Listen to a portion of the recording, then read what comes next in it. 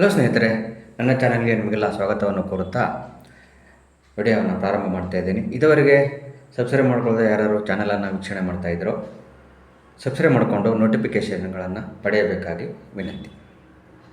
ಎಲ್ಲರೂ ಸೌಖ್ಯವಾಗಿದ್ದೀರಾ, ಚೆನ್ನಾಗಿದ್ದೀರಾ ಅಂತ ತಿಳ್ಕೊಂಡು ವಿಡಿಯೋವನ್ನು ಮುಂದುವರಿಸ್ತೀನಿ. ತುಂಬ ಇಂಪಾರ್ಟೆಂಟ್ ಇದೆ ವಿಡಿಯೋ, ಎಲ್ಲೂ ಸ್ಕಿಪ್ ಮಾಡದೆ ಪೂರ್ತಿ ವಿಡಿಯೋವನ್ನು ನೋಡಿ ಬೆಂಬಲಿಸಬೇಕಾಗಿ ವಿನಂತಿ. ನಮ್ಮ ಕನ್ನಡದ ಒಂದು ಭಾಗ್ಯದ ವಿಷಯ ಹೇಳಬೇಕಂತಂದರೆ SP ಬಾಲಸುಬ್ರಹ್ಮಣ್ಯ. ಮೂಲತಃ ಆಂಧ್ರ ಪ್ರದೇಶದ ಹಾಡುಗಾರರಾದ ಇವರು ಕರ್ನಾಟಕದಲ್ಲಿ ಕನ್ನಡದಲ್ಲಿ ಅಪಾರ ಸಂಖ್ಯೆಯ ಹಾಡುಗಳನ್ನು ಹಾಡಿದ್ದಾರೆ. ಇವತ್ತಿಗೂ ಅವರ ಹಾಡುಗಳನ್ನು ಕೇಳುವುದೆಂದರೆ ಒಂದು ಮನಸ್ಸಿಗೆ ಒಂದು ಮುದ, ಒಂದು ಹಿತ. ಅಷ್ಟು ಸುಮಧುರ ಕಂಠವುಳ್ಳ ಗಾಯಕ SP ಬಾಲಸುಬ್ರಹ್ಮಣ್ಯಂ ಬೇರೆ ರಾಜ್ಯದವರಾದರು. ಕರ್ನಾಟಕದಲ್ಲಿ ನನಗೆ ಹಾಡಲಿಕ್ಕೆ ಸಿಕ್ಕಿದ್ದು ನನ್ನ ಪಾಲಿನ ಭಾಗ್ಯ, ಅದೃಷ್ಟ. ಮುಂದಿನ ಜನ್ಮದಲ್ಲಿ ನಾನು ಕನ್ನಡಿಗನಾಗೇ ಹುಡ್ತೀನಿ ಅನ್ನೋ ರೀತಿ ಭಾವನೆ ಹೊಂದಿದ್ರು. ಆ ರೀತಿ ಬಹಿರಂಗವಾಗಿ ಹೇಳಿದ್ರು ಅವರು. ಆ ರೀತಿ ಹಾಡುಗಾರರು ಪಡೆದಂತಹ ನಮ್ಮ ಕನ್ನಡ ಜನತೆ ಪುಣ್ಯ ಮಾಡಿದೆ ಅಂತ ಹೇಳ್ಬೋದು. ಆದರೆ ಈ ಹಿಂದಿ ಹಾಡುಗಾರರಿಗೆ ಏನಾಗಿದೆ, ಹಿಂದಿ ಜನರಿಗೆ ಮೊದಲೇ ಬೆಂಗಳೂರಿನಲ್ಲಿ ಹಿಂದಿ ಜನರು ಕನ್ನಡಿಗರ ಮೇಲೆ ದೌರ್ಜನ್ಯ ಮಾಡೋದು ನಾವು ಆವಾಗ ನೋಡ್ತಾ ಇರ್ತೀವಿ, ಕೇಳ್ತಾ ಇರ್ತೀವಿ. ಮೊನ್ನೆ ಯಾರೋ ಒಂದು ಚಿಕ್ಕ ಆಕ್ಸಿಡೆಂಟ್ ನೆಪ ಮಾಡಿಕೊಂಡು ಕನ್ನಡಿಗನ ಮೇಲೆ ಹಲ್ಲೆ ನಡೆಸಿದಂಥ ಒಬ್ಬ ಮಿಲಿಟ್ರಿ ಅಧಿಕಾರಿ ಇರ್ಬೋದು, ಬಹುಶಃ ನಿವೃತ್ತ ಅಂತ ಅನಿಸುತ್ತೆ, ಹಿಂದಿಯವನು. ಅವ್ರು ಯಾನೇ ಇರಲಿ, ಒಟ್ಟು ಹಿಂದಿಯವನು. ತದನಂತರ ಪಶ್ಚಿಮ ಬಂಗಾಳಕ್ಕೆ ಓಡೋದ ಅಂತ ಹೇಳೋನು ಸುದ್ದಿ ಆಗಿತ್ತು. ಸುಮ್ಮನಿರ್ತೇವೆ, ಸಹಿಸ್ಕೊಂಡಿರ್ತೇವೆ ಅನ್ನೋದೇ ಕನ್ನಡಿಗರ ದೌರ್ಭಾಗ್ಯ ಹಾಗೂ ವೀಕ್ನೆಸ್ ಆಗಿಬಿಟ್ಟಿದೆ ಅಂತ ನನಗನ್ಸುತ್ತೆ. ಅದೇ ರೀತಿ ನಾವು ಸಾಮಾನ್ಯ ಜನಜೀವನದಲ್ಲಿ ನೋಡ್ತೀವಿ. ಒಂದು ಬಸ್ನಲ್ಲಿ ಉದಾಹರಣೆ ಹೇಳ್ತೀನಿ. ಕನ್ನಡಿಗರಾದರೆ ಸಂಯಮವಾಗಿ ವರ್ತನೆ ಮಾಡಿ ಸೀಟನ್ನು ಹೇಳೋ ಮೊದಲೇ ಬಿಟ್ಕೊಡ್ತಾರೆ ಅಥವಾ ಸರಿದು ಕೊಡ್ತಾರೆ. ಆದರೆ ಹಿಂದಿಯವರು ನೋಡಿ ನೀವು, ಇಷ್ಟು ಸೊಕ್ಕಿರುತ್ತೆ ಅವರಿಗೆ. ಮೆಟ್ರೋದಲ್ಲಾಗಲಿ, BMTCಯಲ್ಲಿ ಯಾವುದೇ ಬಸ್ ಆಗಲಿ, ರಾಜ್ಯದ ಇತರ ಭಾಗದ ಯಾವುದೇ ಬಸ್ನಲ್ಲಾಗಲಿ, ಸಾರ್ವಜನಿಕ ಸ್ಥಳನೂ ಬಂತು ಇದರಲ್ಲಿ. ಅವರು ಇಷ್ಟು ಸೊಕ್ಕಿರುತ್ತೆ ಅವರಿಗೆ ಅಂತಂದ್ರೆ ನಾನೇ ಗಮನ ಹರಿಸಿದ್ದೀನಿ ಭಾಳಷ್ಟು ಮಂದಿಗೆ, ಭಾಳಷ್ಟು ನಾರ್ತಿಗಳಿಗೆ, ಹಿಂದಿ ವಾಲಗಳಿಗೆ. ಕನ್ನಡಿಗರ ಅಂದರೆ ಅಷ್ಟು ಕಡೆಗಣನೆ ಅವರಿಗೆ. ತಾವೇನೋ ಮೇಲಿಂದ ಇಳಿದು ಬಂದವ್ರ ರೀತಿ ಅವರು ವರ್ತನೆ ಮಾಡ್ತಾರೆ. ಅಷ್ಟು ಇಂಡಿಸೆಂಟ್ ಬಿಹೇವಿಯರ್ ನಮ್ಮ ಜೊತೆ ಮಾಡ್ತಾರೆ. ನನಗೆ ಭಾಳಷ್ಟು ಅನುಭವ ಆಗಿದೆ. ಇಷ್ಟೆಲ್ಲ ಪೀಠಿಕೆ ಯಾಕೆ ಹಾಕಬೇಕಾಯ್ತು ಅಂತಂದರೆ, ಸೋನು ನಿಗಮ್ ಕನ್ನಡದಲ್ಲಿ ಭಾಳಷ್ಟು ಹಾಡು ಹಾಡಿದ್ದಾರೆ. ಕನ್ನಡ ಹಾಡುಗಾರರನ್ನು ಕಡೆಗಣಿಸಿ ಕನ್ನಡ ಚಿತ್ರರಂಗದ ನಿರ್ಮಾಪಕರು, ನಿರ್ದೇಶಕರು ಅವರಿಗೆ ಹಾಡಲಿಕ್ಕೆ ಅವಕಾಶ ಮಾಡಿಕೊಟ್ಟಿದ್ದರು. ಅವರು ಭಾರಿ ಬೆಳೆದರು. ಅವರೇ ಒಂದು ಕಡೆ ಹೇಳ್ಕೊಂಡಂಗೆ, ಮೊದಲು ಕನ್ನಡದ ಹಾಡು ನನಗೆ ಬಹಳಷ್ಟು ಜನಪ್ರಿಯತೆಯ ಉತ್ತುಂಗಕ್ಕೇರಿಸಿದೆ, ಜನಪ್ರಿಯತೆಯನ್ನು ತಂದು ಕೊಟ್ಟಿದೆ. ಹೀಗಾಗಿ ಕನ್ನಡವನ್ನು ಭಾಳ ನಾನು ಇಷ್ಟಪಡ್ತೇನೆ ಅಂತ ಹೇಳಿದವರು ಇವರೇ. ಆದರೆ ಈಗ ಒಂದು 4 ಜನ ಕಾಲೇಜ್ನಲ್ಲಿ ಒಂದು ಫಂಕ್ಷನ್ಗೆ ಬಂದಾಗ, ಬೆಂಗಳೂರಿನಲ್ಲಿ ಇತ್ತೀಚೆಗೆ ಮೊನ್ನೆ ಒಂದು 2-3 ದಿವಸ ಹಿಂದೆ ಒಂದು 4 ಹುಡುಗರು ಕನ್ನಡ ಕನ್ನಡ ಹಾಡು ಅಂತ ಹೇಳಿದ್ದಕ್ಕೆ ಕುಪಿತಗೊಂಡಂತಹ ಸೋನು ನಿಗಮ್ ಹೇಗೆ ಬೇಕು ಹಾಗೆ ಕನ್ನಡಿಗರನ್ನು ಎಲ್ಲರನ್ನ, ಅವ್ರು 4 ಜನರು ತಪ್ಪಿಲ್ಲ ಅನಿಸುತ್ತೆ. ಅವ್ರು 4 ವಿದ್ಯಾರ್ಥಿಗಳೇನೋ ಪಾಪ ಏನೋ ಕನ್ನಡ ಹಾಡು ಹಾಡಿ ಅಂತೇಳಿ ಸಹಜ. ನಾವು ಈಗ ಸೋನು ನಿಗಮ್ ಅವ್ರ ಕನ್ನಡ ಹಾಡನ್ನು ಸಹಜವಾಗಿ ನಾವು ಬೇಸರ ಆದಾಗ ಭಾಳ ಜನ ಕೇಳ್ತಾರೆ. ಚೆನ್ನಾಗಿ ಹಾಡಿದ್ದಾರೆ, ಭಾಳಷ್ಟು ಹಾಡು ಹಾಡಿದ್ದಾರೆ, ಎಲ್ಲರಿಗೂ ಗೊತ್ತಿದ್ದು, ಎಲ್ಲರೂ ಭಾಳಷ್ಟು ಹಾಡು ಹಾಡಿ ಜನಪ್ರಿಯತೆ ಗಳಿಸಿದ್ದಾರೆ. ಆದರೆ ಆ 4 ವಿದ್ಯಾರ್ಥಿಗಳು ಅವರಿಗೆ ಕನ್ನಡ ಹಾಡಿ ಅಂತ ಹೇಳಿದ್ದಕ್ಕೆ ಅವರು ಪೆಹಲ್ಗಾಮ್ ಘಟನೆಗೆ ಹೋಲಿಸಿದ್ದು ಕನ್ನಡಿಗರನ್ನೆಲ್ಲ. ಅದಕ್ಕೆ ಪೆಹಲ್ಗಾಮ್ ಘಟನೆ ನಡೆದಿದೆ ಹಾಗೂ ಕನ್ನಡಿಗರನ್ನು ಅದಕ್ಕಾಗಿ ಅಲ್ಲಿ ಹೊಡೆದಿದ್ದಾರೆ ಅನ್ನೋ ರೀತಿ ಹೇಳಿಕೆ ಕೊಟ್ಟಿದ್ದು ಭಾಳ ವಿಚಿತ್ರ. ಹಾಗೂ ತಲೆ ಸರಿ ಇದ್ದವ್ರು ಯಾರೂ ಈ ರೀತಿ ಹೇಳಿಕೆ ಕೊಡೋದಿಲ್ಲ ಅಂತ ನನಗನ್ಸುತ್ತೆ. ಈತ ಡ್ರಗ್ಸ್ ತಗೊಂಡಿರ್ಬೋದು, ಇಲ್ಲ ಅಂದರೆ ಸ್ವಲ್ಪ ತಲೆ ಇದಾಗಿರ್ಬೋದು. ಅದೇನೇ ಇರಲಿ. ಯಾಕೆಂತಂದರೆ ಇದು ಯಾಕೆ ಹೇಳಿದೆ ಈ ಮಾತು ಅಂತಂದರೆ, ಒಂದು ಕಾಲದಲ್ಲಿ ಕನ್ನಡವನ್ನು ಅಪ್ರಿಷಿಯೇಟ್ ಮಾಡಿ, ಕನ್ನಡವನ್ನು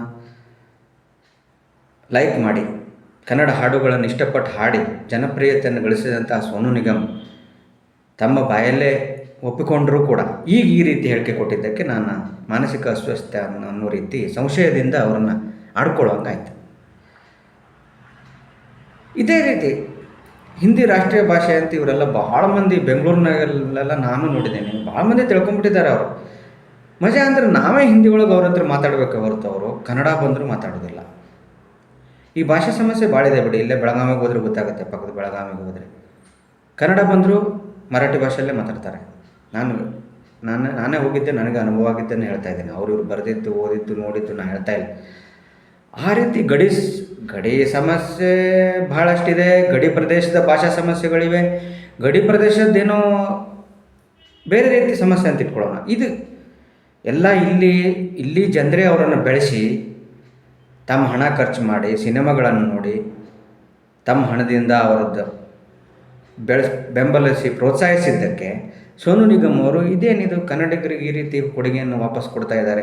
ಇದು ಒಂದು ರೀತಿ ನಮ್ಮ ಕಡೆ ಒಂದು ಗಾದೆ ಇದೆ, ತಿಂದ ಉಂಡ ಮನೆಗೆ ಕನ್ನ ಹಾಕೋದು ಅಂತ. ಆ ರೀತಿ ಈ ಸೋನು ನಿಗಮ್ ಅವರದ ವರ್ತನೆ ನನಗೆ ನೆನಪು ಹೋಲಿಸ್ಬೋದು. ಅದಕ್ಕೆ ಎಷ್ಟು ಸರಿ ಇವ್ರದ್ದು. ಈಗೇನೋ ಅವ್ರಿಗೆ ಬಹಿಷ್ಕಾರ ಹಾಕ್ತಾರಂತೆ ಎಲ್ಲ, ಯಾವುದೇ ಕನ್ನಡ ಸಿನಿಮಾದಲ್ಲಿ ಅವ್ರಿಗೆ ಹಾಡಲಿಕ್ಕೆ ಅವಕಾಶ ಕೊಡಲ್ವಂತೆ ಅಂತ ಏನೇನೋ ಸುದ್ದಿ ಬರ್ತಾ ಇದೆ. ಅದು ಯಾವಾಗ ಕನ್ನಡ ಸಂಘಟನೆಗಳು ಅವ್ರ ವಿರುದ್ಧ ಪೊಲೀಸ್ ಸ್ಟೇಷನ್ಗಳಲ್ಲಿ ದೂರು ಕೊಟ್ಟಾಗ, ಚಿತ್ರದುರ್ಗದಲ್ಲಿ ಈಗೇನೋ ಇನ್ನೊಂದು ದೂರು ದಾಖಲಾಯ್ತಂತೆ. ಈ ರೀತಿ ಕನ್ನಡ ಸಂಘಟನೆಗಳಿರೋದ್ರಿಂದ ಇಂಥವ್ರು ಸ್ವಲ್ಪ ಬಾಲ ಬಿಚ್ಚೋದು ಕಡಿಮೆ ಆಗ್ತಾ ಇತ್ತು. ಆದರೆ ಈ ಸೋನು ನಿಗಮ್ ಮತ್ತು ಮೊನ್ನೆ ಏನು ಬೆಂಗಳೂರಿನಲ್ಲಿ ನಡೀತು, ಒಬ್ಬ ಮಾಜಿ ಮಿಲಿಟ್ರಿ ಅವನೇನೋ ಕನ್ನಡಿಗನ ಮೇಲೆ ಹಲ್ಲೆ ಮಾಡಿದ್ದು. ಇಂಥ ಘಟನೆಗಳೆಲ್ಲ ನೋಡಿಬಿಟ್ರೆ ಇವ್ರಿಗೆ ಕನ್ನಡ ಸಂಘಟನೆಗಳ ಭಯ ಹಾಗೂ ಅವ್ರ ಮೇಲೆ ತಮಗಷ್ಟು ಸೊಕ್ಕು, ಭಾಳಷ್ಟು ದುರಹಂಕಾರ ಬಂದುಬಿಟ್ಟಿದೆ ಅಂತ ಹೇಳ್ಬೋದು. ಆಮೇಲೆ ಇನ್ನೊಂದು ಇಲ್ಲಿ ನಾವು ಗಮನಿಸಬೇಕಾದ ಅಂಶ ಅಂತಂದರೆ, ಕನ್ನಡಿಗ ಹಾಡುಗಾರರನ್ನ ಕಡೆಗಣಿಸಿದ್ದು ಯಾಕೆ? ಡಾಕ್ಟರ್ ರಾಜ್ಕುಮಾರ್ ಅವರಿಂದ ಹಿಡಿದು SP ಬಾಲಸುಬ್ರಹ್ಮಣ್ಯಂ ಅವರಂತೂ ನಾ ಅವಾಗ ಹೇಳಿದೆ, ಅವರಂಥ ಹಾಡುಗಾರರು ಇವರಿಬ್ಬರು. ಡಾಕ್ಟರ್ ರಾಜ್ಕುಮಾರ್ ಅವ್ರ ಹಾಡುಗಳು ಇವತ್ತಿಗೂ ಬಹಳ ಇಂಪಾಗಿವೆ. ಹಳೇದು ಅಂತೇಳಿ ಅನಿಸೋದಿಲ್ಲ. ಹಳೇದು ಅಂತಂದರೂ ಅದ್ರ ವ್ಯಾಲ್ಯೂ ಹೆಚ್ಚಾಗ್ತಾನೇ ಇದೆ ಹೊರತು ಅವ್ರು ಹಾಡಿದ್ದ ಹಾಡುಗಳು ಆ ರೀತಿ ಅರ್ಥಬದ್ಧವಾಗಿವೆ. ಈಗಿನ ನಮ್ಮನೆ ಬರೀ ಮ್ಯೂಸಿಕ್ ಹಾಡಲ್ಲ. ಈಗಿನವರು ಈಗಿಂದ ಇಷ್ಟಪಡ್ಬೋದು, ಅವರವರ ವೈಯಕ್ತಿಕ, ನಾನೇನು ಹೇಳಲಿಕ್ಕೆ ಇಷ್ಟಪಡಲ್ಲ ಅದ್ರ ಬಗ್ಗೆ. ಆದರೆ PB Srinivas, SP Balasubrahmanyam, doctor Rajkumar, ಈಗಿತ್ಲಾಗ ವಿಜಯಪ್ರಕಾಶ್ ಅವರು, ಆಮೇಲೆ ರಾಜೇಶ್ ಕೃಷ್ಣನ್ ಅವರು ಹಾಡ್ಲಿಕ್ಕೆ ಭಾಳಷ್ಟು ವರ್ಷ ಆಯಿತು. ಇವರೆಲ್ಲ ಬಹಳಷ್ಟು ಕನ್ನಡ ಹಾಡುಗಳನ್ನು ಹಾಡಿದ್ದಾರೆ. ಜನಪ್ರಿಯ ಹಾಡುಗಾರರು ಅವರು. ಹಾಲಿ ಹಾಡುಗಾರರೇ ಬೇಕಾದಷ್ಟಿದ್ದಾರೆ ಕನ್ನಡದಲ್ಲಿ. ಆದರೆ ಅಂಥವ್ರನ್ನ ಕಡೆಗಣಿಸಿಯೋ ಅಥವಾ ಏನೋ ಒಂದು ಹೊಸದನ್ನು ಮಾಡೋಣ ನಮ್ಮ ಸಿನಿಮಾದಲ್ಲಿ ಅಂತ ಹೇಳಿಯೋ ನಿರ್ಮಾಪಕ ನಿರ್ದೇಶಕರು ಕನ್ನಡದವರು ಹಿಂದಿ ಹಾಡುಗಾರನ ತಂದು ಹಾಡಿಸಿದರೆ ಈ ರೀತಿ ಸೋನು ನಿಗಮ್ ಅವ್ರು ನಡ್ಕೊಳ್ಳೋದು ಎಷ್ಟು ಸರಿ? ಈ ಸೋನು ನಿಗಮ್ ಅವ್ರಿಗೆ ಒಂದೇ ಸೀಮಿತವಾಗಿಲ್ಲ. ಸುನಿಧಿ ಚೌಹಾಣ್ ಅವ್ರ lady singer, female singer Sunidhi Chauhan, Shreya Ghoshal ಇಂಥವ್ರನ್ನೆಲ್ಲ ಕನ್ನಡಕ್ಕೆ ತಂದು ಹಾಡಿಸಿದ್ದಾರೆ. ಭಾಳಷ್ಟು ಚಲುವನ್ ಚಿತ್ತಾರ ಅವು ಭಾಳಷ್ಟು ಸಿನಿಮಾಗಳು ನಾವು ನೋಡಿದ್ದೀವಿ ಅವ್ರು ಹಾಡಿದ್ದು. ಆದರೆ ಅವ್ರು ಯಾರು ಈ ರೀತಿ ಹೇಳಿಕೆ ಕೊಡಲಿಲ್ಲ. ಅದೊಂದು ಸದ್ಯ ಒಂದು ಒಳ್ಳೆಯ ಒಂದು ಸಮಾಧಾನಕರ ವಿಷಯ. ಮುಂದೆ ಗೊತ್ತಿಲ್ಲ ಏನು ಇಂಥವ್ರು ಈ ರೀತಿ ಹೇಳಿಕೆ ಕೊಟ್ಟರೆ ಅವರು ಹೇಳಿಕೆ ಕೊಡಬಾರ್ದು, ಅವರು ಸೊಕ್ಕು ಮೆರಿಬಾರ್ದು ಅಂತ ಏನಿಲ್ಲ. ನಾನು ಕನ್ನಡ ನಿರ್ಮಾಪಕರಿಗೆ ಒಂದು ವಿನಂತಿ ಮಾಡಿಕೊಳ್ಳೋದು ಏನಪ್ಪ ಅಂತಂದರೆ, ಹೆಚ್ಚಿಗೆ ಹಣವನ್ನು ಕೊಟ್ಟು ಬೇರೆ ಭಾಷೆಯಿಂದ ಹಾಡುಗಾರರನ್ನು ತಂದ್ರಷ್ಟೇ ನಿಮ್ಮ ಸಿನಿಮಾಗಳು ಓಡ್ತವೆ, ಹಿಟ್ಟಾಗ್ತವೆ, ಹಣ ಗಳಿಸ್ತವೆ, ಹಾಡುಗಳು ಜನಪ್ರಿಯ ಆಗ್ತವೆ ಅನ್ನೋದು 100% ಸುಳ್ಳು. SP ಬಾಲಸುಬ್ರಹ್ಮಣ್ಯ ಅವ್ರ ಕಾಲದಲ್ಲಿ ಹಿಂದಿ ಹಾಡುಗಾರರು ಕನ್ನಡದಲ್ಲಿ ಹಾಡ್ತಿದ್ರು? ತದನಂತರ ಡಾಕ್ಟರ್ ರಾಜ್ಕುಮಾರ್ ಅವರು ಹಾಡುವಾಗ ಹಿಂದಿ ಹಾಡುಗಾರರು ಹಾಡ್ತಿದ್ರ? PB ಶ್ರೀನಿವಾಸ್ ಅವರು ಹಾಡುವಾಗ್ಲೂ ಬೇರೆ ಭಾಷೆ ಹಾಡುಗಾರರು ಬಂದು ಇಲ್ಲಿ ಹಾಡ್ತಿದ್ರ? ಇರ್ಬೋದು. SP ಬಾಲಸುಬ್ರಹ್ಮಣ್ಯವು ಮಲ್ಟಿ ಲ್ಯಾಂಗ್ವೇಜಲ್ಲಿ ಹಾಡಿದ್ದಾರೆ, ತೆಲುಗು, ತಮಿಳು, ಕನ್ನಡ. ಆದರೆ ಅವರಿಗೆ ಕನ್ನಡದ ಮೇಲೆ ಇದ್ದಷ್ಟು ಅಭಿಮಾನ ಬೇರೆ ಭಾಷೆ ಮೇಲೆ ಅವರದ್ದು ಇರಲಿಲ್ಲ. ಅವರು ಬಾಯಲ್ಲೇ ಬೇರೆಯವ್ರು ಏನಾದ್ರು ತಿಳ್ಕೊಳ್ಳಿ, ಬೇರೆ ಭಾಷೆಯವರು, ಬೇರೆ ರಾಜ್ಯದವರು, ತಾನು ಹುಟ್ಟಿದ ರಾಜ್ಯದ ಬಗ್ಗೆ ತಲೆ ಕೆಡಿಸ್ಕೊಳ್ಳಿಲ್ಲ, ಏನೂ ಹೇಳಲಿಲ್ಲ. ಅವರು ಅಂದ್ಕೊಳ್ಳಿಲ್ಲ ತಾನು ಹುಟ್ಟಿದ ರಾಜ್ಯದಲ್ಲಿ ಅವರು ಏನಾರು ಅನ್ಕೊಂಡ್ಬಿಡ್ತಾರೆ ಅನ್ನೋದನ್ನು ಮರೆತು, ನಾ ಕನ್ನಡ ನಾಡಲ್ಲೇ ಹುಟ್ಟಬೇಕು ಮುಂದಿನ ಜನ್ಮದಲ್ಲಿ ಅಂತ ಹೇಳಿದಂಥ ಮಹಾನ್ ಪುರುಷ ಇಲ್ಲಿ ಈ ಸೋನು ನಿಗಮ್ ಅಂತಹ ತುಚ್ಛ ಒಂದು ರೀತಿ ದುರಹಂಕಾರದ ಹಾಡುಗಾರರಲ್ಲಿ ಅಜಗಜಾಂತರ ಫರಕ್ಕಲ್ವ. ಅದಕ್ಕಾಗಿ ಇಂಥ ಇಂಥವ್ರು ಹಾಡಿದ್ದ ಹಾಡುಗಳನ್ನು ಭಾಳ ಜನ ದಿನನಿತ್ಯ ಜೀವನದಲ್ಲಿ ಸಮಯ ಇದ್ದಾಗ ತಮಗೆ ಬೇಜಾರಾದಾಗ ಹಾಡಿ ಆನಂದ ಪಟ್ಕೊಳ್ತಾ ಇರ್ತಾರೆ, ತಮ್ಮ ಮನಸ್ಸನ್ನು ಹುರಿದಂಬಿಸ್ತಿರ್ತಾರೆ, ತಮ್ಮನ್ನು ತಾವು ಮೋಟಿವೇಟ್ ಮಾಡ್ಕೋತಿರ್ತಾರೆ. ಸೋನು ನಿಗಮ್ ಅವರ ಹಾಡಿದ ಹಾಡುಗಳನ್ನು ಭಾಳಷ್ಟು ಮಂದಿ ಕೇಳ್ತಾರೆ. ಆದರೆ ಅವರು ಈ ರೀತಿ ಹೇಳಿಕೆ ಕೊಟ್ಟಾಗ ಅವ್ರ ಹಾಡುಗಳನ್ನು ಕೇಳಬೇಕು ಅಂತ ಕನ್ನಡಿಗರಿಗೆ ಅನಿಸತ್ತಾ? ನಿಜವಾದ ಕನ್ನಡಿಗರಿಗೆ ಅನಿಸತ್ತಾ? ಸಾಧ್ಯನೇ ಇಲ್ಲ ಅಲ್ವಾ ಸ್ನೇಹಿತರೆ. ಸದ್ಯದಲ್ಲೇ ಇನ್ನೊಂದು ವಿಡಿಯೋದೊಂದಿಗೆ ತಮ್ಮ ಮುಂದೆ ಬರ್ತೀನಿ. ಬಾಯಿ ತಪ್ಪಿನಿಂದ ಏನಾದರೂ ತಪ್ಪಾದರೆ ಕ್ಷಮೆ ಇರಲಿ.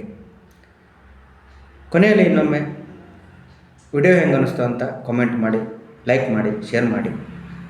ಜೈ ಹಿಂದ್, ಧನ್ಯವಾದ.